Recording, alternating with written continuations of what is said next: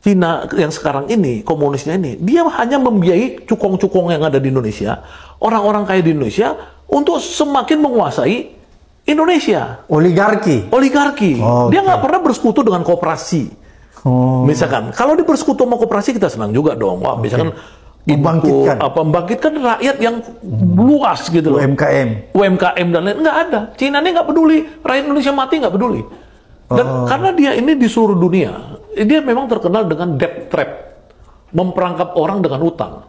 Itu Ya, Cina. Makanya di Afrika tuh dia kuasain semua, Somalia, apa di Bangladesh juga, di India apa segala itu dia kuasain gitu. Itu politik ekonomi Cina. Ekonomi Cina. Oke. Dia tuh tidak, dia pokoknya tuh dia itu betul-betul mirip Stalin lah. Kalau zaman dulu tuh Stalin di Uni Soviet itu, dia politiknya negara gua adil, yang lain mampus lu. Biadab dong kalau. Biadab, karena dia cuma mau mengambil resources dari negara-negara periferal seperti Indonesia. Makanya itu yang kedua. Tadi kan ideologi. Yang kedua, dia tidak mungkin mensejahterakan rakyat Indonesia. Cina ini, ya, dia hanya memberi bantuan-bantuan itu untuk tangan sayap-sayap dia aja. Ya, misalkan dia kelebihan semen di sana, kelebihan semen dia lempar ke Indonesia. Bangun tol, bangun ini, bangun itu kan. Makanya di Indonesia ini Indosemen aja sempat menutup pabriknya dari 10 pabrik menjadi 4 pabrik kan yang di Cibinong. Karena apa? Karena semen-semen dibawa semua dari Cina untuk bangun infrastruktur. Ya, jadi tenaga kerjanya yang tadi disebut oleh Pak Abraham kan itu tenaga kerja juga diimpor kemarin, kompetitor kita. Ya, jadi itu dua, udah pasti dia itu ini.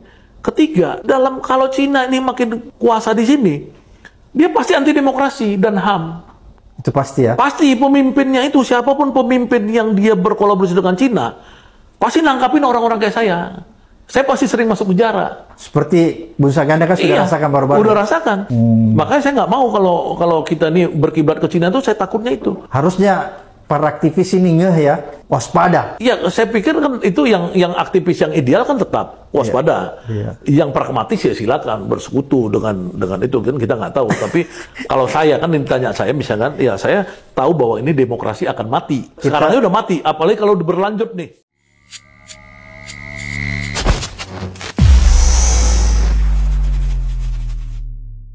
Bismillahirrahmanirrahim. Assalamualaikum warahmatullahi wabarakatuh. Semangat perubahan, salam kedaulatan rakyat.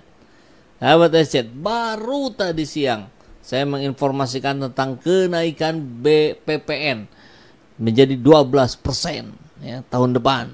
Nanti tahun depannya lagi 13%, tahun depannya lagi 14%. Barangkali begitu ya. Alasan Erlangga yang tadi kita sampaikan adalah ya karena rakyat banyak yang memilih keberlanjutan. Ya inilah keberlanjutan, kenaikan. Ya Allah, kena prank lagi nih rakyat Indonesia ya. Yang salah pilih 02, yang kena getah 01 dan 03 pendukungnya. Jahat bukan? Dan kali ini kita dapat informasi lagi, tarif tol sudah naik per hari ini. Ya Allah.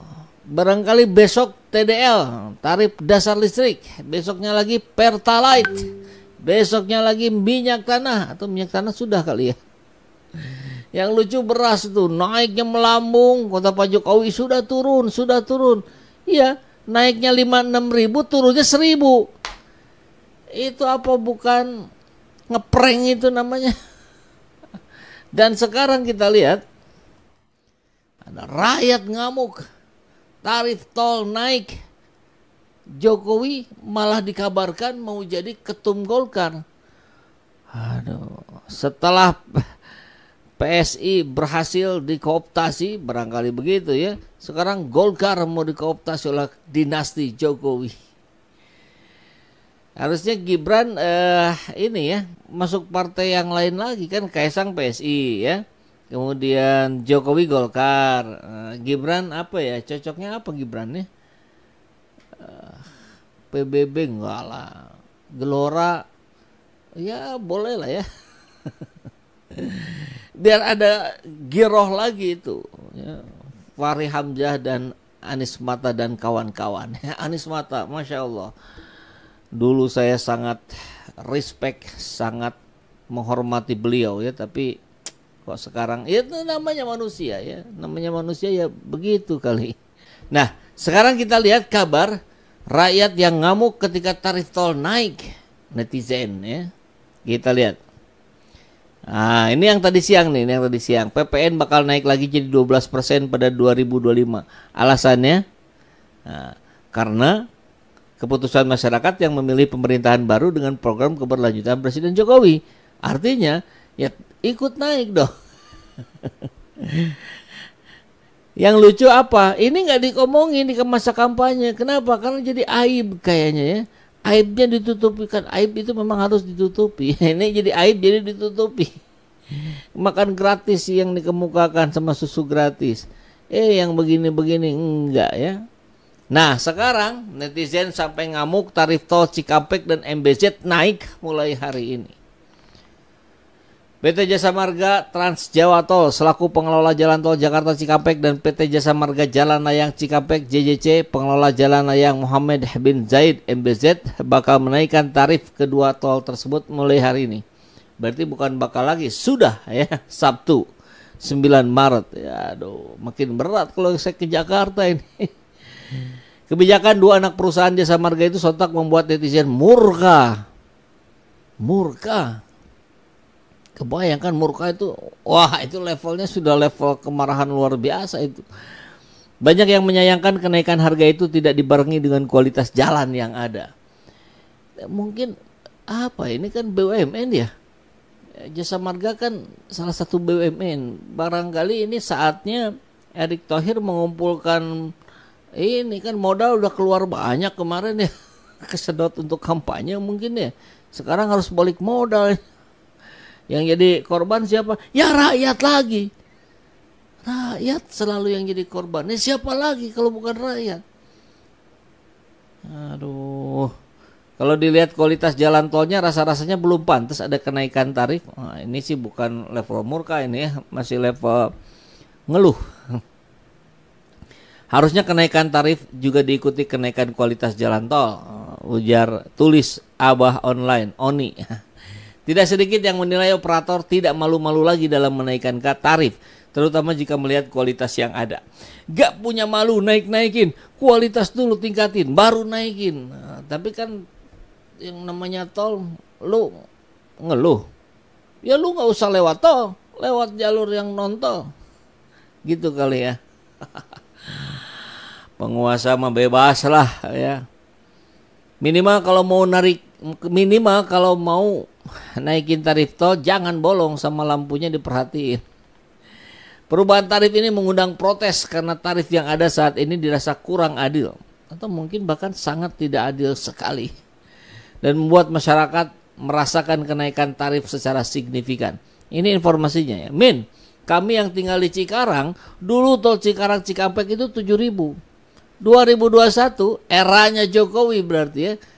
Kalau nggak salah tarif jauh dekat jadi 20.000. Asalnya berdasarkan jarak, sekarang jarak jauh dekat sama saja 20.000. Sekarang malah tambah lagi jadi 27.000. Ini kalau Cikarang Cikampek.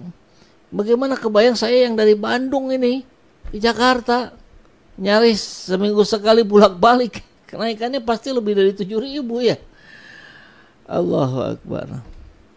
Kenapa tarif tidak dikembalikan seperti dulu berdasarkan jarak biar fair? Belum lagi sekarang di tolnya terus truk dan bus ambil jalur cepat terus. Gimana jalannya nggak bolong-bolong? Dan hingga kini postingan JTT mengenai informasi awalan kenaikan tarif tersebut sudah mendapat lebih dari 70 komentar. Banyak diantaranya bernada protes. Ya wajar lah. Ini kita dijanjikan ini itu segala macam yang baik-baik ternyata belum apa-apa, ini sudah keburukan demi keburukan yang terjadi. Allah. Mampus kau pilih 02 katanya, kata Wiragora. Tapi yang terkena dampak bukan hanya pendukung 02. Itu masalahnya. Kalau misalkan, ya ini menarik nih usulan saja.